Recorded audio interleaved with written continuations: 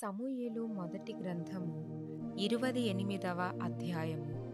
ఆ దినములలో ఫిలిష్తీయులు ఇశ్రాయేలీయులతో యుద్ధము చేయవలెనని సైన్యములను సమకూర్చి యుద్ధమునకు సిద్ధపడగా, ఆకీషు దావీదును పిలిచి, నేను దండెత్తగా నీవును నీ జనులును నాతో కూడా యుద్ధమునకు బయలుదేరి రావలెనని పరిష్కారముగా తెలుసుకొనుమనగా, దావీదు, నీ దాసుడనైన నేను చేయబోవు కార్యము ఏదో అది నీవు ఇప్పుడు తెలుసుకొందువనెను.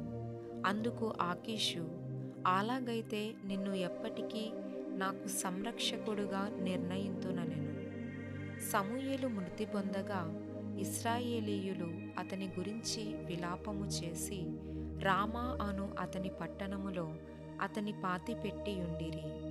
మరియు సౌలు కర్ణపిశాచము గలవారిని చిల్లంగి వారిని దేశములో నుండి వెళ్ళగొట్టియుండెను. ఫిలిష్తీయులు దండెత్తి వచ్చి షూనేములో దిగగా సౌలు ఇశ్రాయేలీయులందరినీ సమకూర్చెను. వారు గిల్బోవాలో దిగిరి. సౌలు ఫిలిష్తీయుల దండును చూచి మనస్సునందు భయకంపము నొంది యెహోవా యొద్ద విచారణ చేయగా, యెహోవా స్వప్నము ద్వారానైనను ఊరీము ద్వారానైనను ప్రవక్తల ద్వారానైనను ఏమీయూ సెలవియ్యకుండెను. అప్పుడు సౌలు, నా కొరకు మీరు కర్ణపిశాచము గల ఒక స్త్రీని కనుగొనుడి, నేను పోయి దాని చేత విచారణ చేతునని తన సేవకులకు ఆజ్ఞ ఇయ్యగా, వారు చిత్తము, ఎందోరులో కర్ణపిశాచము గల ఒకతే ఉన్నదని అతనితో చెప్పిరి. కాబట్టి సౌలు మారువేషము ధరించి వేరు బట్టలు తొడుగుకొని 2 మనుష్యులను వెంటబెట్టుకొని పోయి రాత్రివేళ ఆ స్త్రీ యొద్దకు వచ్చి, కర్ణపిశాచము ద్వారా నాకు శకునము చెప్పి నాతో మాటలాడుటకై నేను నీతో చెప్పువాని రప్పించుమని కోరగా, ఆ స్త్రీ, ఇదిగో సౌలు చేయించినది నీకు తెలిసినది కాదా? కర్ణపిశాచము గలవారిని చిల్లంగి వారిని అతడు దేశములో ఉండకుండా నిర్మూలము చేసెను గదా. నీవు నా ప్రాణము కొరకు ఉరియొగ్గి నాకు మరణమేళ రప్పింతువు అని అతనితో అనెను. అందుకు సౌలు, యెహోవా జీవము తోడు, దీనిని బట్టి నీకు శిక్ష ఎంత మాత్రమునూ రాదని యెహోవా నామమున ప్రమాణము చేయగా, ఆ స్త్రీ, నీతో మాటలాడుటకై నేనెవని రప్పింపవలెనని అడుగగా, అతడు సమూయేలును రప్పింపవలెననెను. ఆ స్త్రీ సమూయేలును చూచినప్పుడు బిగ్గరగా కేకవేసి, నీవు సౌలువే, నీవు నన్నెందుకు మోసపుచ్చితివని సౌలుతో చెప్పగా, రాజు, నీవు భయపడవద్దు, నీకు ఏమి కనబడినదని ఆమెనడుగగా, ఆమె, దేవతలలో ఒకడు భూమిలో నుండి పైకి వచ్చుట నేను చూచుచున్నాననెను.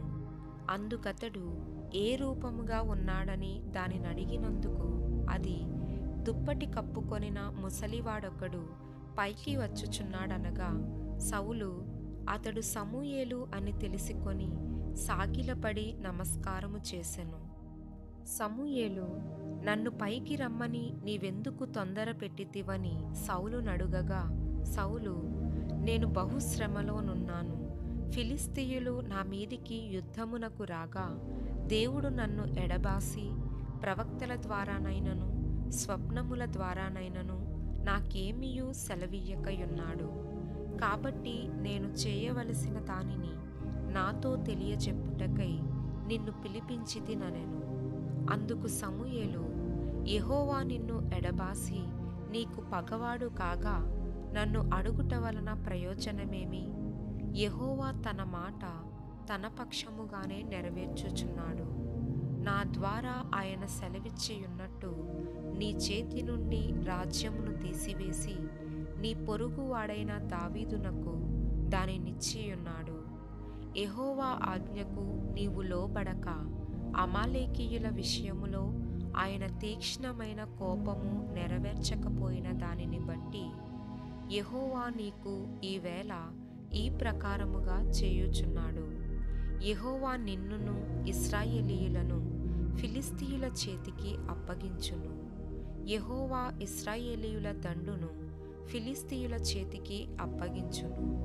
రేపు నీవును నీ కుమారులును నాతో కూడా ఉందురు అని సౌలుతో చెప్పగా, సమూయేలు మాటలకు సౌలు బహుభయముంది వెంటనే నేలను సాష్టాంగపడి దివారాత్రము భోజనమేమియూ చేయకయుండినందున బలహీనుడాయెను.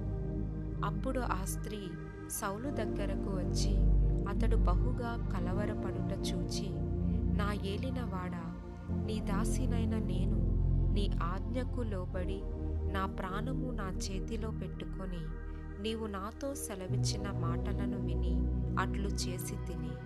ఇప్పుడు నీ దాసినైన నేను చెప్పు మాటలను ఆలకించుము. నేను నీకు ఇంత ఆహారము వడ్డించుదును. నీవు భోజనము చేసి ప్రయాణమై పోవుటకు బలము తెచ్చుకొనుమని అతనితో చెప్పగా, అతడు ఒప్పక భోజనము చేయననెను.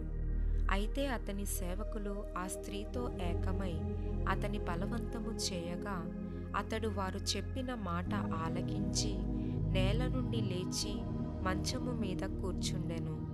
తన ఇంటిలో క్రొవ్విన పెయ్య ఒకటి ఉండగా ఆ స్త్రీ దాని తీసుకొని త్వరగా వధించి పిండి తెచ్చి పిసికి పులుసు లేని రొట్టెలు కాల్చి తీసుకొని వచ్చి సౌలునకును అతని సేవకులకును వడ్డించగా, వారు భోజనము చేసి లేచి ఆ రాత్రి వెళ్ళిపోయిరి.